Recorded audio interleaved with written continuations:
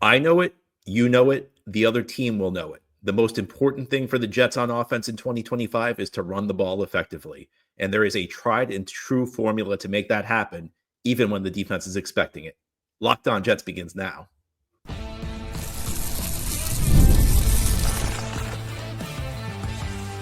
You are Locked On Jets, your daily New York Jets podcast. Part of the Locked On Podcast Network, your team every day. Welcome. This is the Locked On Jets podcast, part of the Locked On Podcast Network, your team every day. It is Friday, August 29th, 2025, and I'm your host, John B. from GangGreenNation.com. Thanking you so much for making the show your first listen or first watch every day. A big shout out to you everydayers. This is a daily podcast covering the New York Jets with new episodes each day through the week, Monday through Friday. Our episode today is brought to you by Game Time. Download the Game Time app, create an account, and use code LOCKEDONNFL for $20 off your first purchase. On today's show, we're doing our weekly mailbag. Usually we try and do our mailbag shows on Wednesday, but this week, cut down day interfered with that. So we're doing our mailbag show today on Friday. Thanks so much to everybody who sent in questions. We could not do the mailbag without you. Our first question, John, I'm a little bit worried about the Jets' run game. How are they going to be able to run the ball effectively when the other teams are likely to load the box and sell out to stop the run?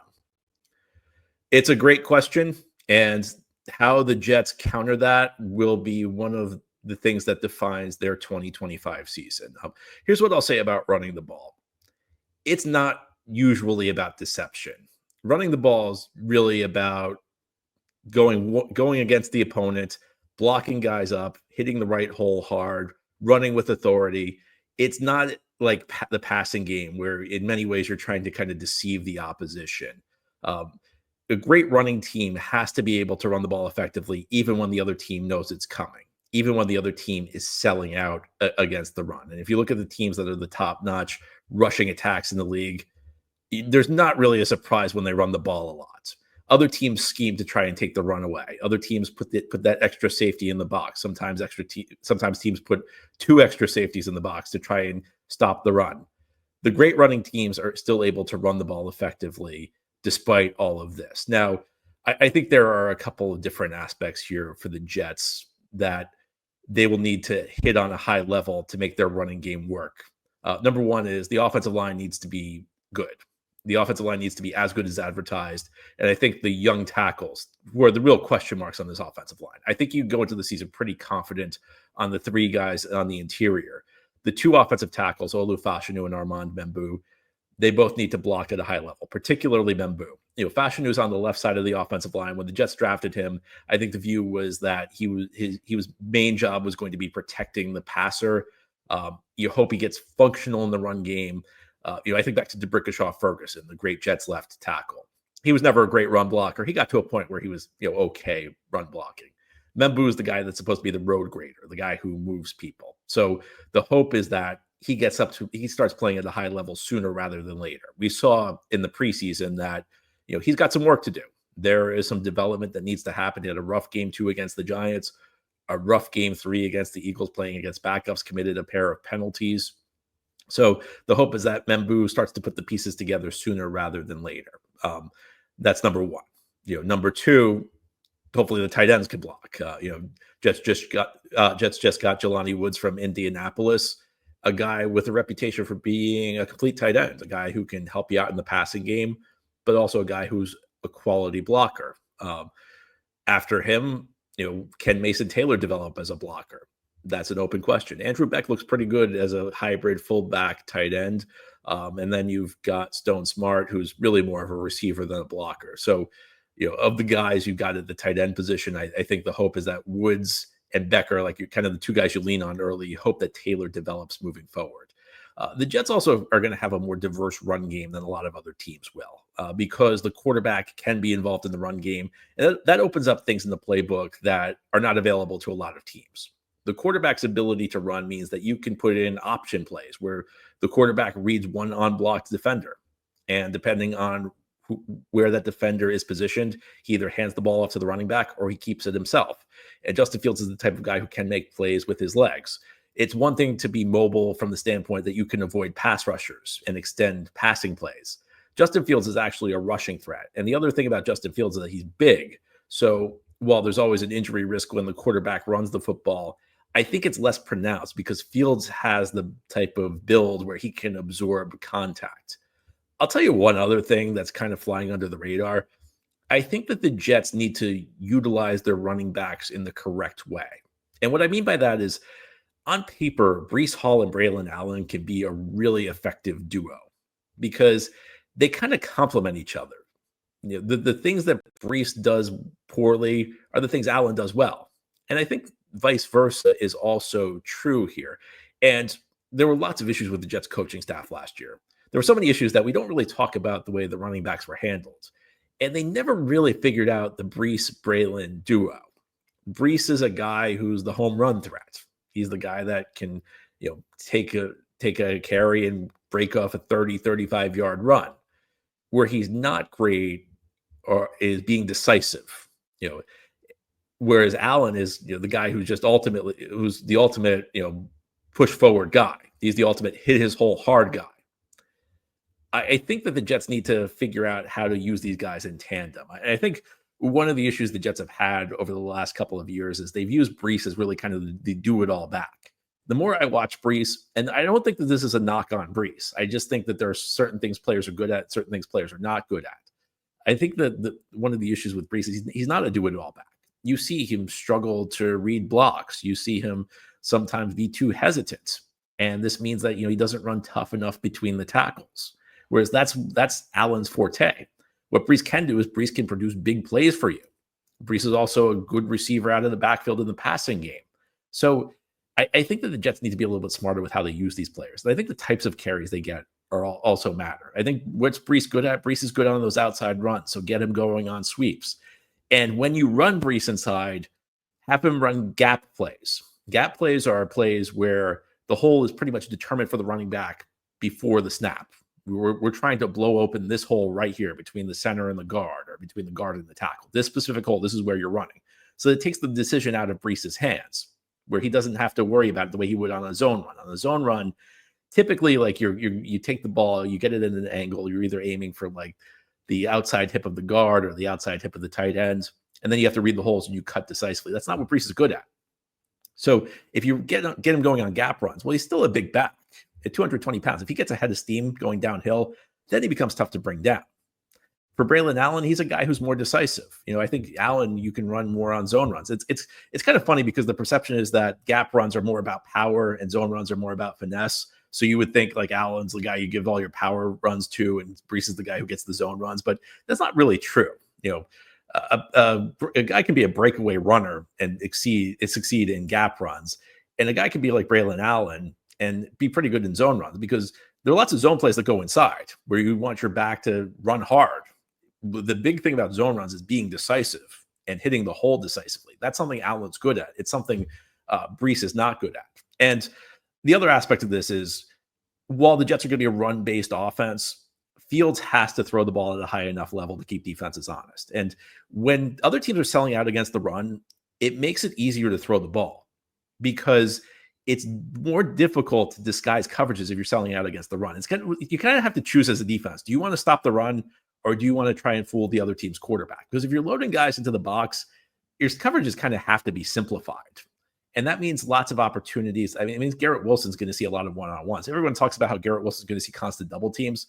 Well, he's not going to see constant double teams if the defense is constantly putting the extra safety into the box, because the guy who's the double team is the safety.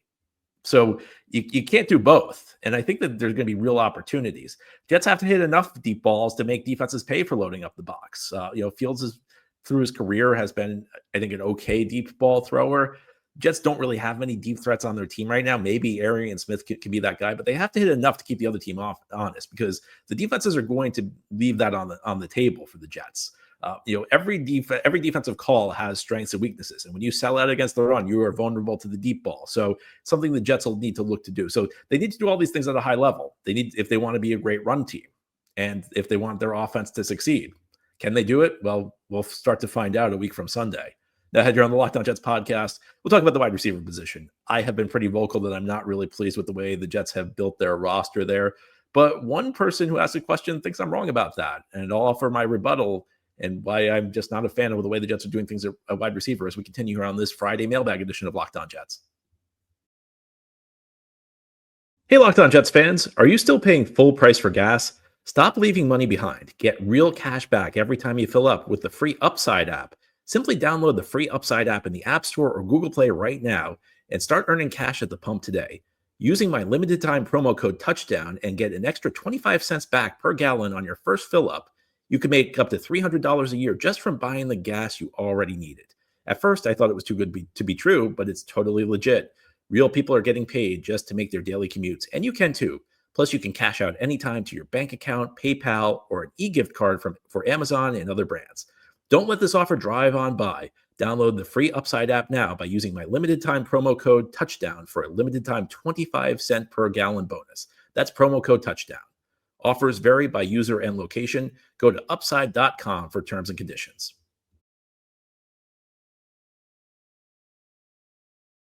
Today's episode of Locked On Jets is also brought to you by Game Time. NFL season is back, and honestly, there's nothing better than being in the stadium, surrounded by fans cheering on your team. But let's be honest, getting tickets can be a hassle. Between queues, login screens, and prices jumping at checkout, it's frustrating. And that's why I use Game Time, the app that gives the advantage back to fans. Game Time is fast, easy, and backed by the Game Time guarantee. You'll always get 100% authentic tickets delivered on time and at the best price. Plus, all fees are included, so the price you pay is the price you see.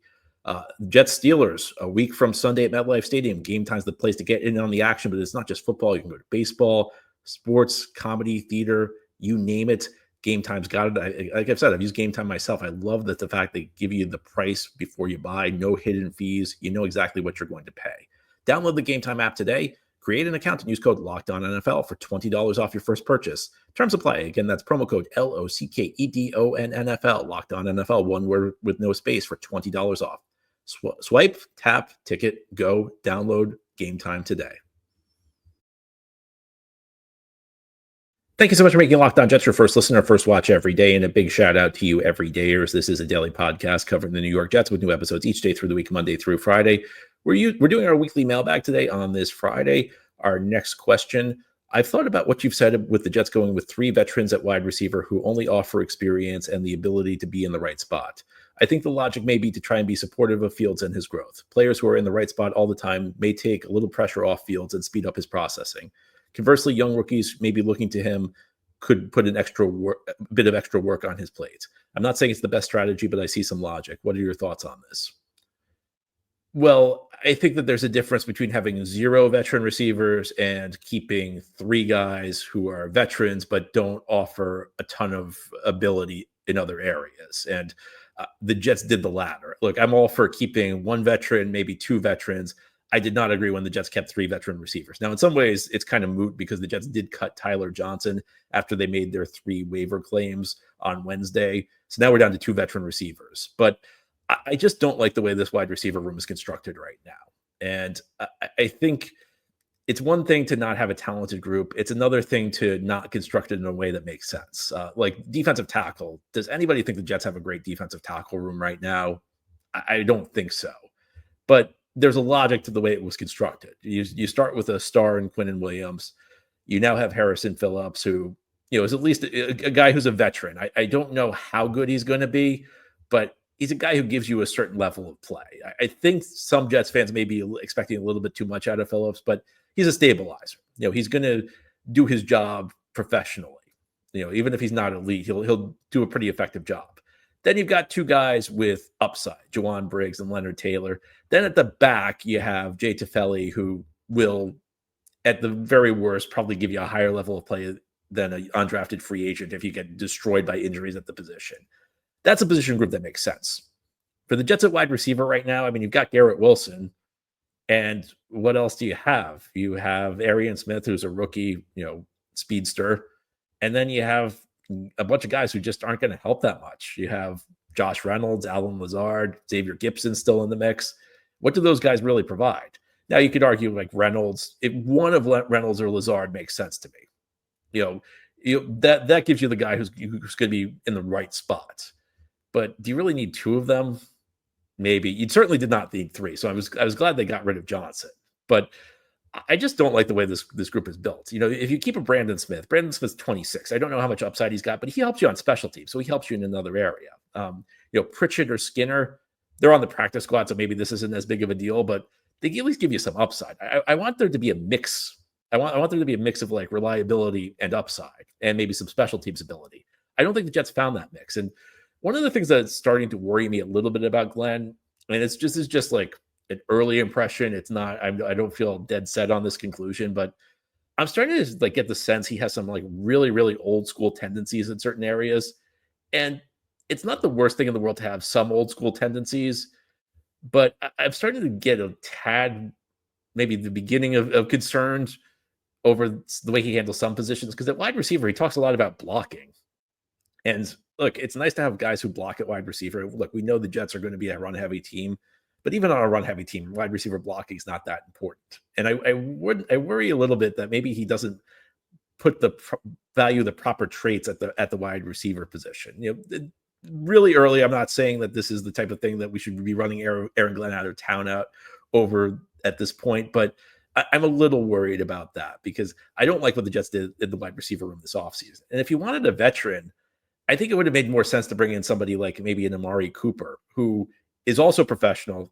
Amari Cooper is always going to be in the right spot. But if there's a bounce back, you're going to get a higher level of receiver play. If Amari Cooper bounces back, he'll actually be a quality number 2 receiver versus Josh Reynolds, who twice in 8 years has been a number 3 receiver for the team he played for. I'm really not a fan of the way the Jets handled the receiver room. I think that it leaves a lot to be desired. I would have handled everything in a much different way.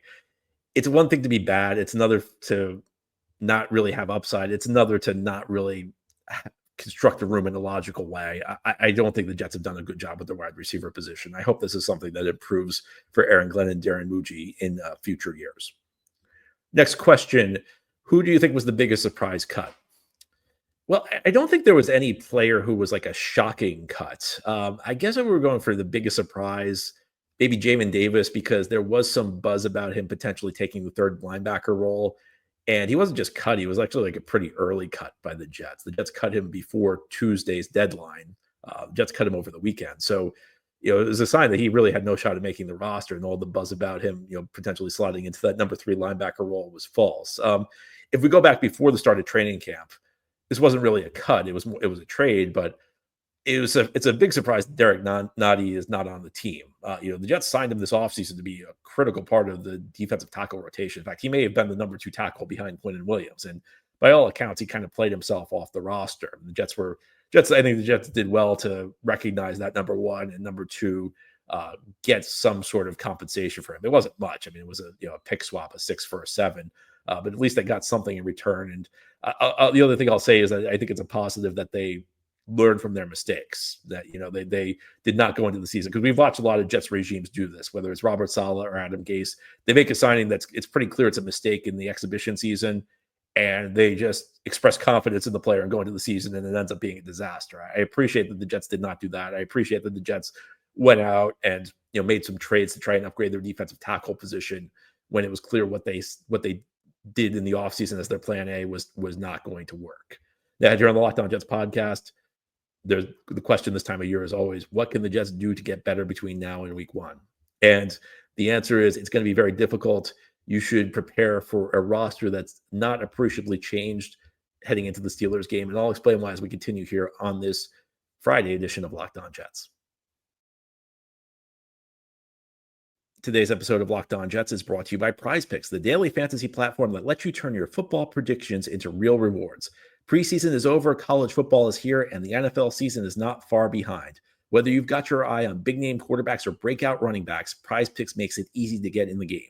Here's how it works. Prize Picks is simple to play. You just pick more or less on 2 to 6 player stat projections, and if you get your picks right, you could cash in and win up to 2,000 times your money. The flex play option is a total game changer. Even when one of your picks misses, you can still double your money. And Prize Picks puts their members first, so all withdrawals are fast, safe, and secure. Download the Prize Picks app today and use code LOCKEDONNFL to get $50 in lineup after you play your first $5 lineup. That's code LOCKEDONNFL. It's one word with no space, LOCKEDONNFL, to get $50 in lineups after your first $5 play. Prize Picks, run your game. This is the Locked On Jets podcast here on this Friday. We're doing our weekly mailbag show. Our next question, John, what upgrades can the Jets make between now and opening day? I think that if you're looking for a big ticket move, it's very, very unlikely. I always say this, that the points where you can improve your team by a lot come in like a 2-week stretch in March and a 2-night stretch in April. I mean, the first couple of weeks of free agency and the NFL draft. And after that, if you're looking for a huge move, you kind of have to fall into it. It happens occasionally, but it doesn't happen that often. And I think the closer we get to the regular season and the further we get removed from cut down day, the less likely it is. I think the Jets made some good waiver claims. I actually would not be surprised if, 2 of the 3 waiver claims paid dividends for the team this year. But we're not talking about game-changing type talents. If you want to fix your wide receiver position, maybe there's a depth player available the Jets can sign somewhere, but we're really talking about improving your depth. We're not talking about adding guys who are going to completely change the trajectory of your season. Before cut down day, the Jets got Harrison Phillips, who, is an upgrade over what they had in defensive tackle. He's going to be a great defensive tackle. I would guess not, but he was an upgrade over what the Jets had. Even that type of trade is easier to do before cut down day than after cut down day, because now teams kind of have their roster set. The guys they were going to get rid of who were expendable are now gone. So I would not count on any huge move by the New York Jets between now and cut down day. Is it possible they tweak the back end of the roster? I'd say it's even likely that they probably tweak the back end of the roster, but I would not expect the team to look substantially different from how it looks right now. Our next question is from Taylor. John, I had a few questions about cut down day. Do you think the players know in advance they're getting cut, or do they find out shortly before we all do? In terms of the Jets, why do you think they're always one of the last teams to announce their 53-man roster? Well, for the first question, I would assume that they find out in advance. And I think like what happens is, sometimes you'll see like a local beat reporter or a national reporter report that the player's been cut. I would imagine a lot of the times that comes from the player themselves or the player's agents, so I would imagine like the player always knows before the news breaks. And I think a lot of times the news breaks because the player or the agent has informed a member of the media that they've been cut. As far as why the Jets wait, it was like the deadline for cut down day was like 4:00 p.m. Eastern on Tuesday. And I don't think the Jets released their roster until 7 p.m. Rich Cimini the other day noted that some teams wait because the NFL officially announces all players eligible for waiver claims around like 7 or 8 p.m. And Cimini noted that some teams think it's a competitive advantage to not announce their cuts before that point. I don't know what competitive advantage is gained through that. I mean, every team gets the same list and every team has a chance to look through the players who were cut. So it's not like you're keeping it a secret by withholding this information for a couple of hours. But that was the theory we got from ESPN, which not that anything about this makes sense. I don't know why the Jets made us wait so long for it, but I guess that's the reason. Our next question, John, is there any update on the center competition? We haven't heard much about whether Josh Myers or Joe Tippmann will start at center week 1. I would assume it's going to be Tippmann just because Tippmann's been the better player through their careers. Aaron Glenn was asked about this the other day, and Glenn did not give an answer. The only thing he said was that we will have one of them at center week 1 against the Steelers. And, I understand the need to be secretive as a head coach about certain things, but I do think these NFL head coaches, this is not a Glenn thing. I do think these NFL head coaches get a little bit silly with how over the top they are about not giving any information. Do you think the Pittsburgh Steelers game plan is going to change whether Josh Myers or Joe Tippmann's at center for the Jets? I mean, it's difficult to imagine. Look, if there was a question whether Justin Fields or Tyrod Taylor would start at quarterback week 1 for the Jets, I could see being secretive there because the Jets game plan could be very different depending on which of those 2 quarterbacks starts. But you're not going to change anything about the way you approach a game as a defense because of who the center is. So I thought it was kind of silly. I think Joe Tippmann will be the center. I got to be honest, I would be scratching my head if Josh Myers was the starting center over Joe Tippmann. I think Myers was a really good signing this offseason. I think it was a move that kind of flew under the radar. What Myers provides the Jets is a starting caliber backup interior lineman. And there are not many teams that have one of them. Nobody has offensive line depth in this league. And because the Jets made a very savvy move, they got Josh Myers. And the Jets are now one of the few teams that can withstand an injury on the interior offensive line. Now, they can't withstand two, but they're one of the few teams that can withstand one injury on the interior offensive line. So, I thought it was a very good move. I think Myers is one of the best backup interior offensive linemen in the league, but I don't think he should be starting center over Joe Tippmann. I think Joe Tippmann is a better player. I think Joe Tippmann proved that he's going to be a starting caliber interior offensive lineman for a long time in this league based on his performance last year. And our last question actually goes away from the Jets. What did you think of the Micah Parsons trade? They got less than we got for the Jamal Adams trade, and hearing Jerry Jones's explanation had me laughing. He went with the mystery box instead of the boats. It's nice when a different owner is making headlines like this. Yeah, my first thought about the Micah Parsons trade was it's nice to see a team make a really stupid franchise-altering decision, and for once, it's not the Jets. What Jerry Jones has done over the last year or two defies description. In fact, I've made a joke that I'm creating a new award that I'm going to give out at the end of the season, the Woody Johnson Award for the owner who does the most to destroy his team. And I would say that Jerry Jones has an insurmountable lead in that competition. It's just unfathomable what they've done with Micah Parsons. The only players in history to have more sacks in their first four seasons than Micah Parsons had in his first four seasons are Reggie White, J.J. Watt, Derek Thomas, and DeMarcus Ware. Three of those guys are in the Hall of Fame. The only one who's not is J.J. Watt, and the reason he's not in the Hall of Fame is because he's not eligible yet. The day he's eligible, he will be in the Hall of Fame. Parsons is a transcendent level talent, and he's just entering his prime years. There's never a guarantee with a player. I mean, there could be some drop-off in play. Parsons could suffer some sort of injury or get injury prone, but there's been no indication that that's going to happen to this point. And I mean, if you're going to bet on somebody, I think you would bet on Micah Parsons. I thought it was a great trade for Green Bay. I mean, the fact that they only gave up 2 first-round picks and a defensive tackle to get Parsons, just an incredible deal for the Packers. And if you look at the Packers, what they were really missing was pass rushing ability. And they just added the best pass rusher in the NFL, maybe. A fantastic deal for Green Bay, a mind-boggling deal for Dallas, a mind-boggling situation for Dallas. I can't get over the way the Cowboys have mishandled things. I'll tell you one thing, it does impact the Jets because the Jets play Dallas this year. That game against Dallas just got a whole lot easier because the Jets don't have to worry about a rookie Armand Membu trying to block Micah Parsons. So, maybe we should be thanking Jerry for his foolishness. I'm speechless that the Cowboys handled the whole situation that way. Part of the deal was Kenny Clark, who's a very good defensive tackle. I like Kenny Clark a lot, but you know where I draw the line with Kenny Clark? I draw the line at centerpiece of a trade for Micah Parsons. I would give Green Bay an A for this trade and Dallas an F. I think this is a catastrophe for Dallas. And you also have to consider for Dallas that this move just didn't happen in isolation. If you try and square this with everything else they've done the last 2 years, it makes no sense. I mean, you give Dak Prescott that contract, you make the moves you made this offseason for the wide receiver position, and you dump Micah Parsons. Tough to figure. For once, it's not the Jets, so we can be happy. And it's for Jets opponent, so that game against Dallas just got a lot easier. Anyway, that's all for today's episode. This has been the Locked On Jets podcast, part of the Locked On Podcast Network. Your team every day is our motto. As always, if you enjoy the show, hit the subscribe button where you're watching or listening so that you'll never miss an episode. If you enjoy the show and are listening on a podcast source, give it a 5-star review. And if you're watching on YouTube and enjoy the show, give this episode a big thumbs up. Helps us out, helps other Jets fans find the podcast. Enjoy your weekend, everybody. We'll be back on Monday and we'll start to get ready for week 1 when the Jets take on the Pittsburgh Steelers.